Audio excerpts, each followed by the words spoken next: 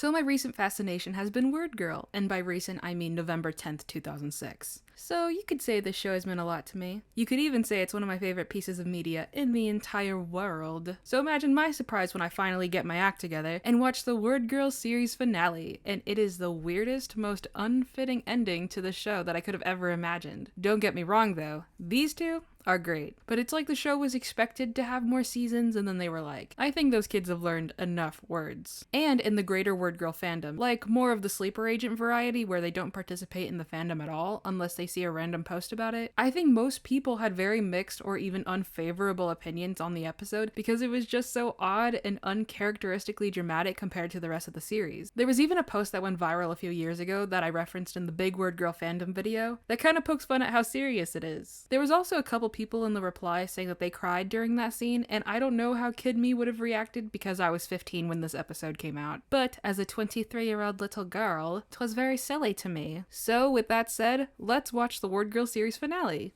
So the episode begins at Violet's house, which would be worth maybe $20 billion in today's housing market. She's showing Becky her automated GoPro setup, and Violet gets to define landscape photography. She explains how, as soon as the pictures are taken out there, they get printed in here. So we learn that in this very tiny specific spot, pictures are automatically taken, with flash, printed out, and hung up on a giant board for all to see. You know, if I were a famous superhero who was obsessed with keeping my secret identity, you know, a secret, I'd definitely make a note to change it in my costume someplace else, since on this giant property, there's about 1 million spots to do it.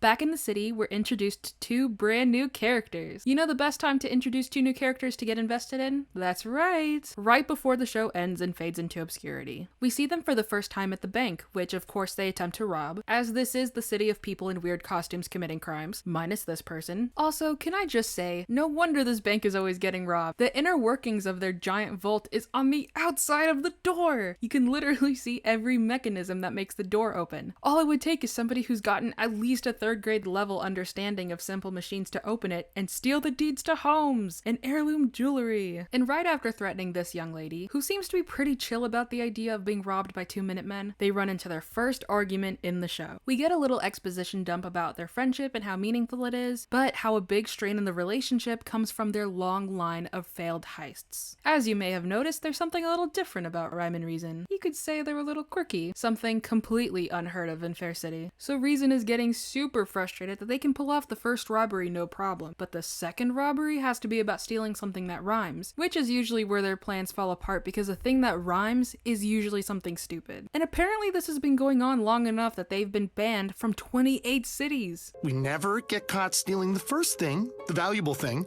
like these gold bars. Next up, old Stop! That! Right there! That's the problem!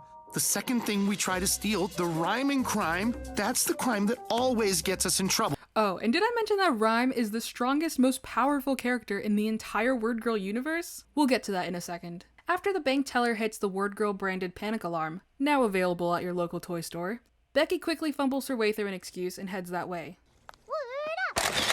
I'd definitely make a note to change it in my costume someplace else, since on this giant property, there's about 1 million spots to do it. I also think it's funny that whenever we get to see Becky's surprised listening face, because if I lived in Fair City and I saw her doing that, I'd be pretty convinced she was getting visions. WordGirl and Huggy arrive on the scene, and she has the same reaction I did when I saw these two for the first time. Hold it right! Wait, who are you guys? Who are these guys?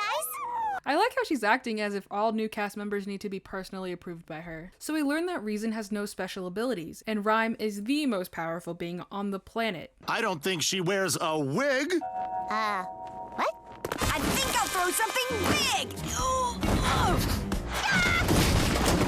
WordGirl seems to be very self-aware of the lack of consistent branding in this episode, like wondering why this girl is called Rhyme if her main powers are frighteningly similar to hers, but they really just depend on if she can pull off another rhyme to execute it. Super strength and freeze breath? These powers have nothing to do with rhyming. I know. Honestly, at least he acknowledges it. WordGirl defines words. Reasonable. And that's a wrap. Good work, everyone. Let's escape with super speed! She has super speed, too? Ugh, seriously? After After successfully escaping, they reappear within the same 15 feet of the original crime. They steal an old car at world record speed and drive it away in world record slowness, also known as parking. Was there just an old car parked somewhere? That car looks to be antique. Hey Sarah, what does antique mean? It means it's nearly 100 years old and usually very irreplaceable. How did Rhyme know that there was just an old-timey car laying around? I thought they were gonna go find like a 1995 Ford Explorer. So WordGirl and Rhyme team up to destroy a piece of early American automobile history. And WordGirl continues to try and resolve the problem reasonably. WordGirl's attempt at resolving the fight quickly fails, and Rhyme yet again attacks them, but instead of dodging the very dodgeable incoming threat, WordGirl just lets Huggy get a concussion for funsies, I guess. If he had some long alien lifespan before, consider that gone. So she wraps them up in the torn pieces of the car for the police to somehow figure out how to dismantle, and then they skedaddle out of there. With the situation totally wrapped up and only 7 minutes into the two-part finale, WordGirl and Huggy ascend into the darkening and gloomy clouds. Huh, you know what they say, a scene suddenly turning to a thunderstorm with sinister lightning means we're about to see some epic friendship moments. Becky and Bob arrive back at Violet's house after the episode's conflict was totally finished. Oh, hello, Bob. Becky. Oh, never mind. I mean, you don't keep secrets from your best friend, do you? Nope. Plain old Becky doesn't do anything out of the ordinary. The WordGirl's out there tying people up by dismantling actively stolen cars. So, adding vandalism to the list of WordGirl's crimes. Of course, Becky denies having secrets like any good friend would. She then asks if Becky wants to see the pictures from the garden cameras, and she's like, yeah, okay. Okay. We've got some cute frogs playing near the pond. We've got evidence of ghost activity, so be careful, Violet. We've got a squirrel about to eat a hairbrush. And then we've got, wait a minute, the exposure's way too high on this one. That's no good. Oh, and the other two photos clearly expose Becky's secret identity as WordGirl. The music's so scary in this scene, like Violet's about to reveal that she's been a supervillain this whole time. Oh, that's great. I think that's my favorite. Make it better. Oh. Anyway, Rhyme and Reason somehow got out of the car that WordGirl completely bent around them. Glad they made it out of there alive, I guess. They're now in the back of a police car, and we get to see Reason have a mental breakdown in real time. That's it! I've had it. You and we're done. I can't do this anymore. Oh no. Characters that we met, 6 or 7 minutes ago are having a deeply emotional falling out. Rhyme uses her powers that she draws from the Speed Force and escapes with Reason. He gives back the jelly necklace that I didn't realize he was wearing. Back at Violet's house, Becky spends a surprisingly long time gaslighting Violet, like any good friend would, until Violet asks one final time if she's WordGirl, agreeing to believe whatever she says next, and Becky confirms. Becky? Are you WordGirl?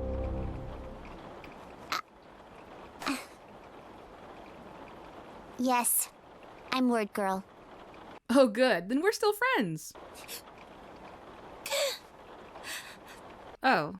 Becky and Bob leave like sad, sopping wet cats in the pouring rain. Nothing could make me feel better about this. Hello, I'm Bo Handsome! This really isn't the time! Part 2 begins with everyone still forlorn. So the next day, Becky, Bob, and a distant Violet hang out at their school's super normal playground. Violet's still very obviously upset, and Becky's trying to figure out what to do next, thinking if she gets a chance to talk to her about this, then maybe they can resolve it. And of course, like any good WordGirl episode, we get one last appearance of Exposition Guy! WordGirl and Huggy leave to find Rhyme unleashing 100% of her power at a donut shop, I guess? Also, is anyone else getting flashbacks or is it just me? Rhyme skedaddles and WordGirl comes up with a plan to fix Rhyme's spree of chaos by finding Reason. But where in the world is he? He could be anywhere. Oh, he's right there. Wait, I thought that thing got crumpled. When Reason refuses to go with her, she yoinks him anyway. Rhyme has continued her rampage of chaos, so Reason tries to convince Rhyme to come back by explaining that it's not reasonable to add dumb side quests to their crimes just because they rhyme. And Rhyme buries WordGirl alive. Also a good point. So, Dang, okay. Message received. It's so funny how Rhyme's like, will this kid give it a rest? I'm trying to have a tender moment with my bro. So they make up and immediately go back to fighting WordGirl senselessly.